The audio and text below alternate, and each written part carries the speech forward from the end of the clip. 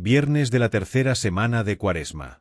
La estación se celebra en la iglesia de San Lorenzo in Lucina, antiguo y célebre santuario donde se conserva la parrilla en la cual el santo arcediano de la iglesia romana consumó su martirio. Colecta.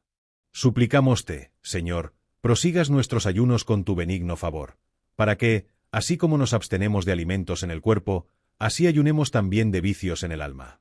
Por nuestro Señor Jesucristo, tu Hijo, que vive y reina contigo en la unidad del Espíritu Santo y es Dios por los siglos de los siglos. Amén. Epístola. Lección del libro de los Números. En aquellos días se juntaron los hijos de Israel contra Moisés y Aarón, y amotinándose, dijeron, «Dadnos agua, para que bebamos». Y, despidiendo a la multitud, entraron Moisés y Aarón en el tabernáculo de la alianza, se prosternaron en tierra, y clamaron al Señor, y dijeron, «Señor, Dios, oye el clamor de este pueblo, y ábreles tu tesoro, una fuente de agua viva, para que, saciados, cese su murmuración». Y apareció la gloria del Señor sobre ellos. Y habló el Señor a Moisés, diciendo, «Toma la vara, y congrega al pueblo, tú y tu hermano Aarón, y hablad a la roca delante de ellos, y ella dará aguas. Y, cuando sacares agua de la roca, beba toda la multitud, y sus animales». Tomó, pues, Moisés la vara, que estaba delante del Señor, como se lo había mandado, y reunida la multitud delante de la roca, les dijo, «Oíd, rebeldes e incrédulos, ¿acaso podremos sacar agua de esta roca para vosotros?» Y, habiendo alzado la mano Moisés, golpeando 2 veces la piedra con la vara, brotaron copiosísimas aguas, de tal modo que pudieron beber el pueblo y los animales. Y dijo el Señor a Moisés y a Aarón, «Porque no me habéis creído, para que me santificarais delante de los hijos de Israel, no introduciréis a estos pueblos en la tierra que les daré». Esta es el agua de la contradicción, donde los hijos de Israel murmuraron contra el Señor, y fue santificado en ellos. La roca espiritual. Este es uno de los símbolos más venerables del Antiguo Testamento y figura del bautismo a que aspiran los catecúmenos. En él aparece el agua como el blanco de los deseos de todo un pueblo que sin ella perecería. San Pablo, que nos descubre los misterios de la antigua alianza, nos enseña que la roca, la piedra, figura a Jesucristo de quien brota la fuente de agua viva que apaga la sed y purifica las almas. Los santos padres han sido los que después nos han hecho notar que de la piedra no brotó el agua vivificante que encerraba hasta después de haber sido golpeada con la vara, cuyos golpes dados a la roca significan la pasión del Redentor. La madera de esta vara, nos dicen los intérpretes antiguos, es símbolo de la cruz, y el doble golpe representa los 2 maderos de que está formada. El nuevo Moisés. Las pinturas que la iglesia primitiva ha dejado en las catacumbas de Roma nos ofrecen continuamente esta imagen de Moisés hiriendo la roca de donde corren las aguas. Y en un vaso pintado, encontrado en esos subterráneos, cuna de nuestra fe, se nos enseña, por la inscripción que allí se lee todavía, que los primeros cristianos consideraban la persona de Moisés, que sólo se trae como figura, al mismo San Pedro, que, en la nueva alianza, ha abierto al verdadero pueblo de Dios la fuente de toda la gracia con su predicación el día de Pentecostés y más tarde en la que dirigió a los gentiles en la persona del centurión Cornelio. Este símbolo de Moisés hiriendo la roca y la mayoría de los que hemos encontrado y encontraremos aún en las lecturas que la Iglesia destinaba a la instrucción de los catecúmenos, no están consignados únicamente, durante los primeros siglos, en los frescos de las catacumbas romanas. Numerosos monumentos nos dicen que también se les representaba en todas las iglesias de Oriente y Occidente. Muchos de estos símbolos se han conservado hasta el siglo XIII y hasta más tarde en las vidrieras de nuestras catedrales, conservándose aún la forma hierática que habían recibido al principio. Es triste ver que temas que excitaban vivo entusiasmo en nuestros padres, a nosotros nos sean tan poco familiares.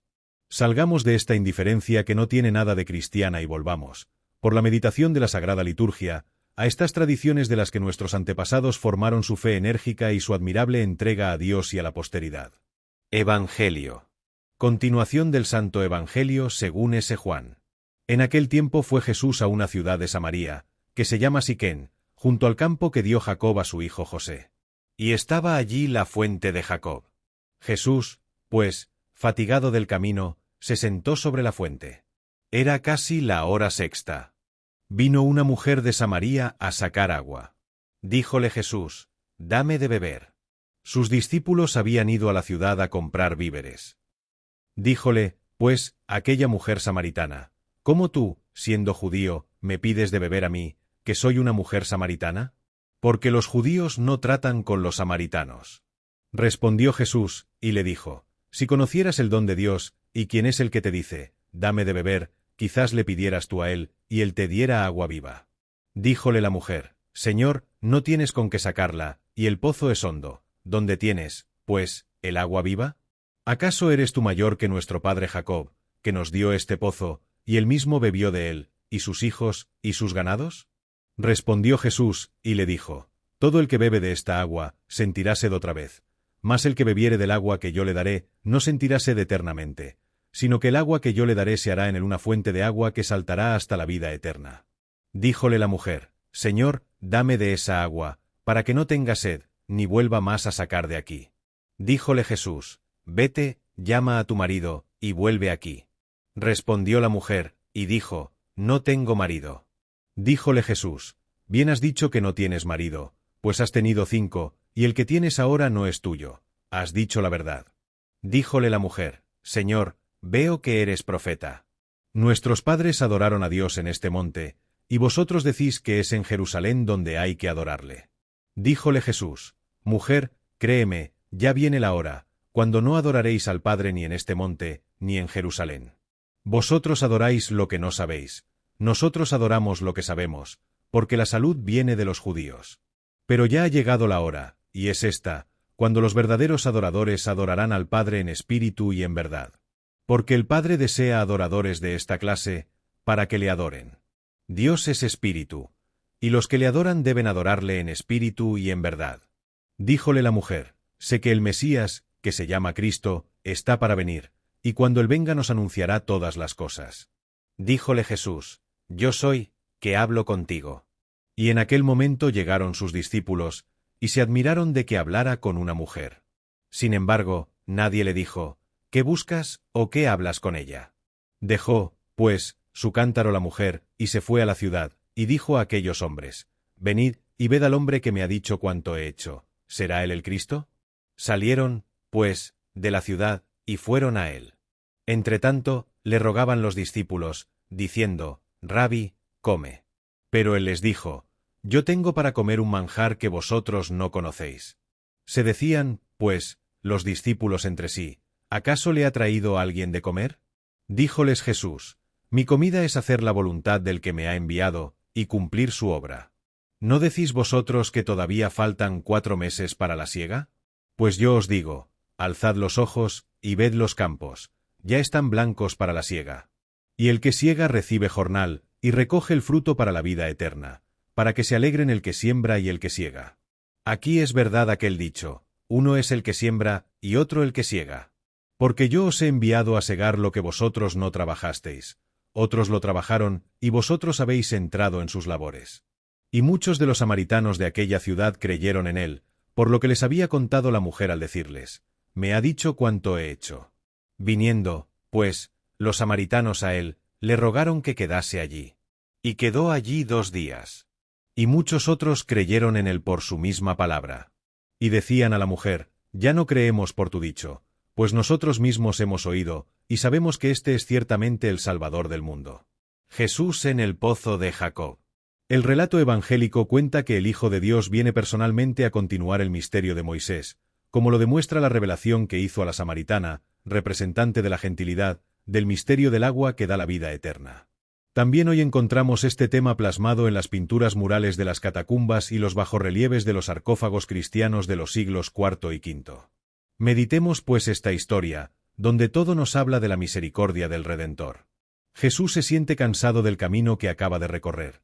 Él, el Hijo de Dios, quien creó el mundo con una sola palabra, se ha fatigado buscando a sus ovejas.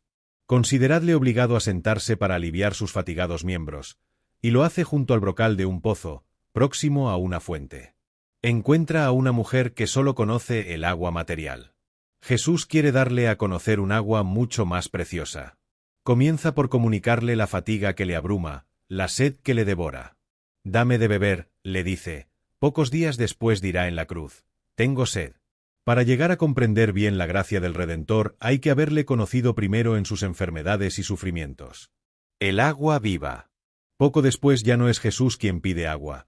Él mismo la ofrece, y un agua que quita sed para siempre, un agua con que apagaremos nuestra sed incluso en la otra vida. La mujer desea beber esta agua, Desconoce todavía quién es el que le habla y ya da crédito a sus palabras. Esta idólatra demuestra más fe que los mismos judíos. No obstante sabe que quien la dirige la palabra pertenece a una nación que la desprecia.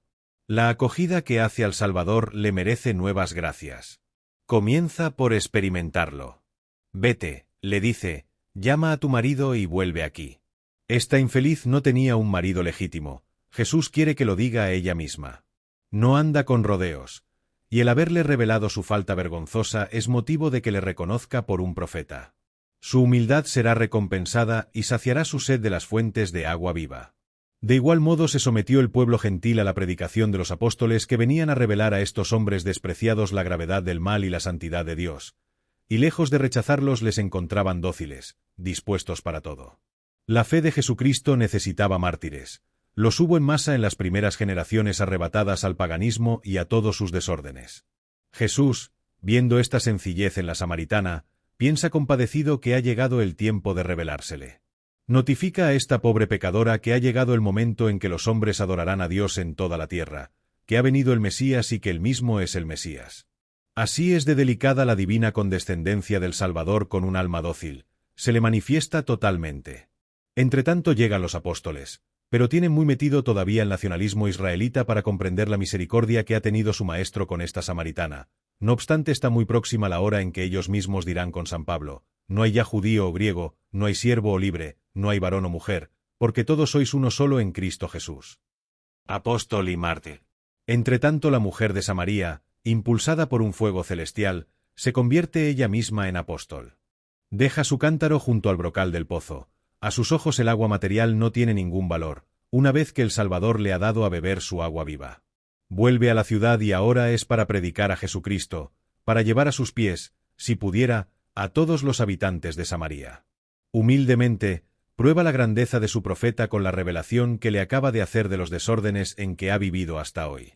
Estos paganos despreciados, que causaban horror a los judíos, corren al pozo en donde se halla Jesús conversando con sus discípulos de la mies próxima.